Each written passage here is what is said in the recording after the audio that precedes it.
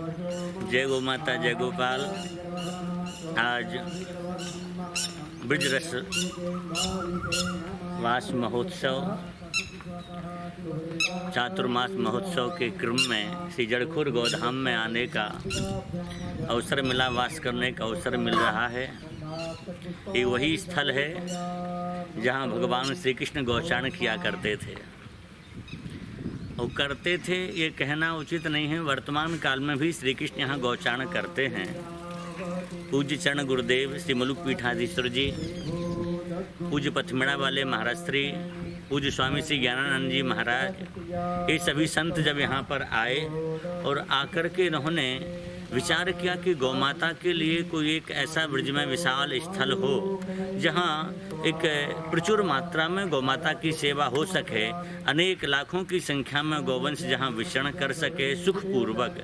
तो तीनों महापुरुष जब इस स्थल पर पहुँचे तो यहाँ ये दो पर्वतों के बीच की पर्वत श्रृंखला है, इसके मध्य का स्थल है। यहाँ देख करके तीनों महापुरुषों के मन में ऐसा सहज में आया कि स्थल निश्चित रूप से गौ सेवा के लिए उपयुक्त रहेगा, और निश्चय किया। तो इस स्थल को जब सुनिश्चित कर लिया, इसके बाद में पता चला ये स्थल वही है जहाँ श्री कृष्ण बलराम गौचारण किया करते थे।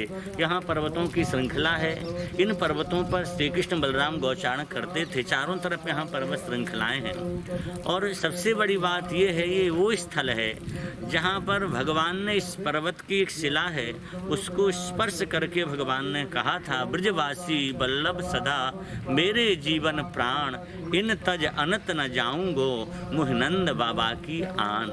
ब्रजवासी गायों को, ब्रजवासियों को हम छोड़ के अन्यत्र नहीं जा सकते हैं। तो इन्हीं पर्वत की शिलाओं के लिए सौगंधनी शिला नाम की एक शिला है, जिसे स्पर्श करके भगवान ने ऐसा कहा था।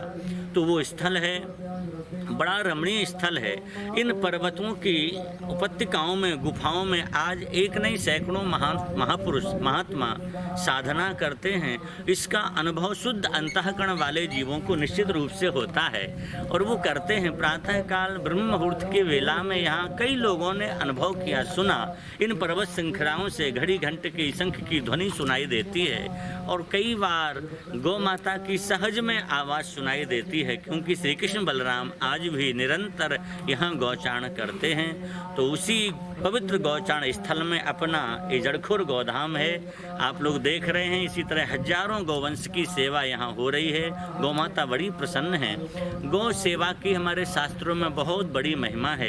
एक बात हम कहना चाह रहे हैं आप लोगों से, प्रायः लोग ये समझते हैं कि वृद्धावस्था में एक गाय का दान कर दिया जाए, गौ माता की पूंछ पकड़ा दी जाए, हमारा उद्धार हो जाएगा, हम वैतरणी से भव सागर से पार हो जाएंगे। लेकिन ये बात नहीं है। आपने अगर अपने व्यक्तिगत जीवन में प्रत्यक्ष रूप से गौ सेवा नहीं की है तो अंत काल में गौ सेवा आपसे हो पाएगी, ये संभव हमें नहीं लगता है। महाभारत ग्रंथ में ऐसा वर्णन है कि जो 10 गायों की सेवा करता है उसे एक गोदान करने का अधिकार प्राप्त होता है। तो आप सभी को गौ सेवा करनी चाहिए। इन गौशाला की सेवा आप जिस रूप से करना चाहें, हमारे यहाँ बहुत बड़ी महिमा है शास्त्रों में गौ सेवा करने की। और पूज्य गुरुदेव, पूज्य बाबा सरकार, दादा गुरुजी, सभी महापुरुष इस बात को कहते थे, हमें इन किन प्रकार गौ सेवा करनी चाहिए। जितनी सामर्थ्य है, अपनी सामर्थ्य से भी अधिक हमें गौ माता की सेवा करनी चाहिए। गौ माता भगवान की भी भगवान हैं। विचार करें, भगवान किससे प्रसन्न होंगे? हर व्यक्ति उससे प्रसन्न होता है। अगर हमें प्रसन्न करना चाहते हैं आप, तो हम जिससे प्रेम करते हैं आप उससे प्रेम करने लग जाएं। आप उसके प्रति आदर भाव बना लें, आप उसके प्रति अच्छे भाव बना लें, तो स्वाभाविक कि हमारी प्रसन्नता आपको प्राप्त हो जाएगी। ऐसे ही अगर आप नंद नंदन, ब्रजेंद्र नंदन, श्याम सुंदर को प्रसन्न करना चाहते हैं, तो उनके जो प्रेम हैं, जिनसे वो प्रेम करते हैं, उन प्रेमियों को हम प्रसन्न कर लें। उन प्रेमियों में कौन है जिनसे भगवान श्री कृष्ण प्रेम करते हैं? स्कंद पुराण पुराण में वर्णन है। सबसे पहला नाम है गाय। भगवान गाय से प्रेम करते हैं, गोपों से प्रेम करते हैं, व्रज से प्रेम करते हैं, व्रजवासियों से प्रेम करते हैं। तो सबसे पहली गौ माता है। अगर हम गाय से प्रेम करते हैं तो ठाकुर जी निश्चित रूप से बिना कोई साधना किए भी हमसे प्रसन्न हो सकते हैं। तो हम सभी को गौ माता से प्रेम करना चाहिए। प्रेम का तात्पर्य क्या है? प्रेम का तात्पर्य है उनके सुख का विचार करना। हम प्रेम की परिभाषा ही ठीक से नहीं समझते हैं, इसलिए बार बार पूज्य गुरुदेव कहा करते हैं कि गौ माता से प्रेम करो, सेवा करो, अच्छी बात है, लेकिन सेवा के साथ साथ में गौ माता से प्रेम करने की बात कही जाती। प्रेम का तात्पर्य है हम उनके सुख का विचार करें। जब हम गौ माता के सुख का विचार करेंगे तो गोविंद निश्चित हम पर द्रवीभूत हो जाएंगे, हम पर प्रसन्न हो जाएंगे।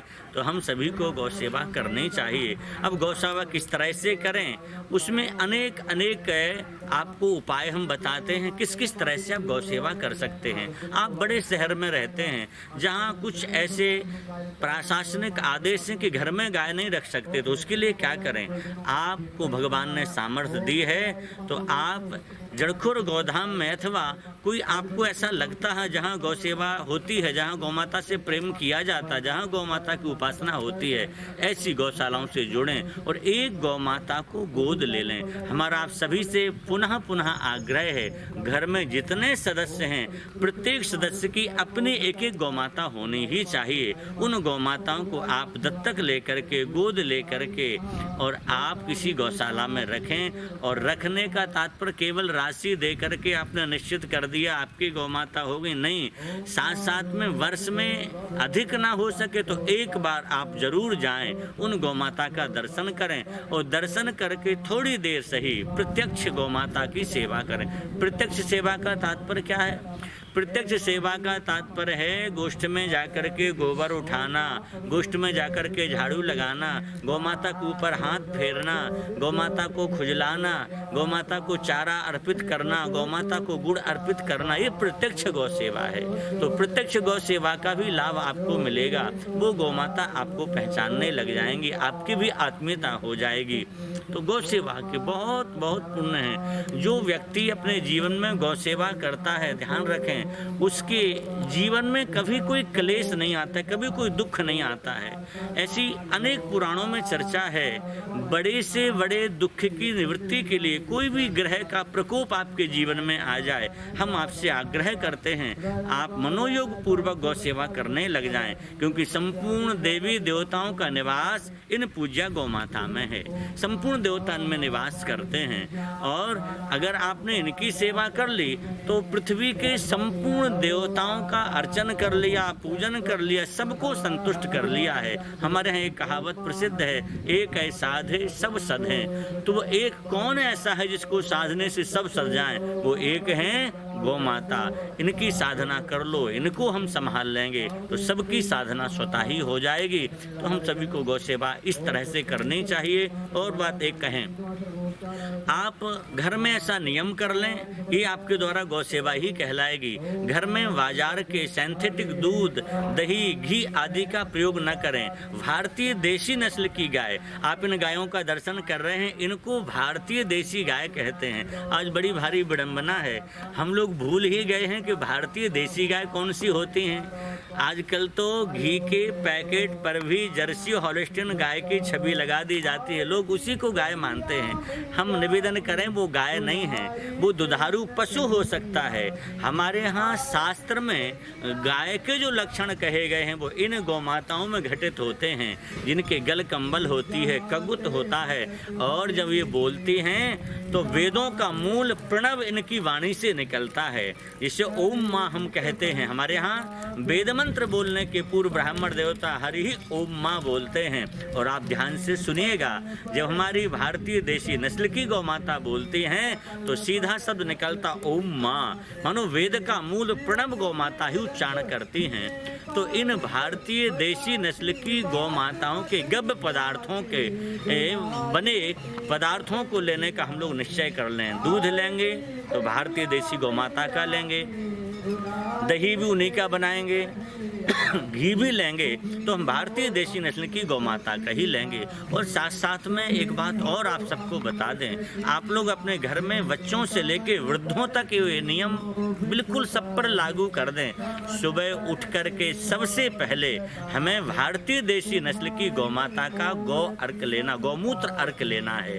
ये गौमूत्र अर्क बहुत लाभकारी है, शरीर की एक नहीं सैकड़ों बीमारियों को दूर करने का महाराज इसमें ऐसे ऐसे उपाय हैं, सैकड़ों तरह की बीमारी दूर हो जाएंगी। अपने जड़खुर गौधाम में गौमूत्र के अनेक प्रकार के अर्क बनाए जाते हैं, जिन अर्कों में तुलसी अर्क है, अर्जुन की छाल का अर्क है और कई तरह के अर्क जिनसे शरीर की संपूर्ण व्याधियों को नष्ट किया जा सकता है।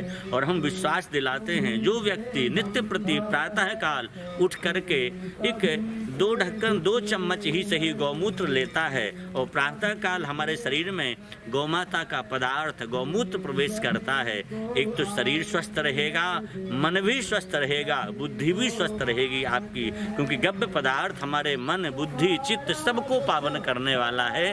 तो हम लोग गौ सेवा करें, गव्य पदार्थों का सेवन करें, आप लोग और लोगों को भी उत्साहित करें गौ सेवा करने के लिए। पर्वों पर भी विशेष रूप से गौ सेवा आप लोग जरूर करिए। आपके बच्चों का जन्मदिन हो तो हमारी प्रार्थना है आप और जगह लेकर के जाते, अपने जड़खुर गौधाम में बच्चों को लेकर के आएँ, यहाँ पर उनके मित्रों को लेके आएँ जो पार्टी रखते हैं, उसी तरह के कुछ यहाँ रखें, पहले उनके द्वारा गौ माता को कुछ खिलाएं, फिर सभी लोग गोष्ठ में बैठ करके आप लोग उन बच्चों को खिलाएंगे तो बच्चों के संस्कार अच्छे बनेंगे।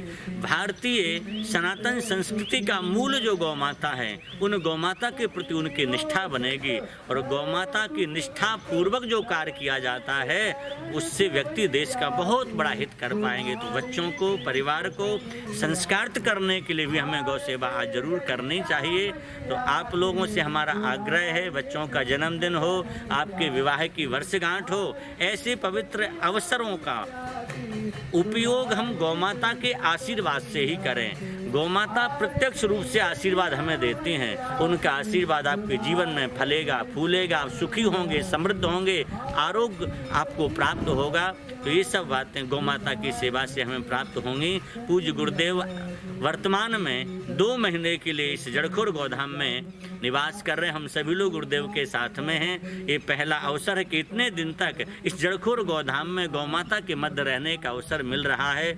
और आप सब लोग YouTube चैनल के माध्यम से देखते होंगे, जो हमारे यहाँ कहा जाता गायन सो ब्रज छायो वैकुंठहूँ वृष रायो, यहाँ देखकर कैसे लगता चारों ओर गाय गाय ही दिखाई देती हैं। और भगवान श्री कृष्ण कहाँ रहते हैं? भगवान कहते गमाम मध्य वसाम में हम गायों के बीच में ही वास करते हैं। तो निश्चित रूप से भगवान बाल कृष्ण गोविंद प्रभु इन गायों के मध्य में कहीं ना कहीं जरूर निवास करते होंगे। गौ माता कृपा करें, गुरुदेव कृपा करें, तो भगवान का अनुभव हम सभी को जरूर हो।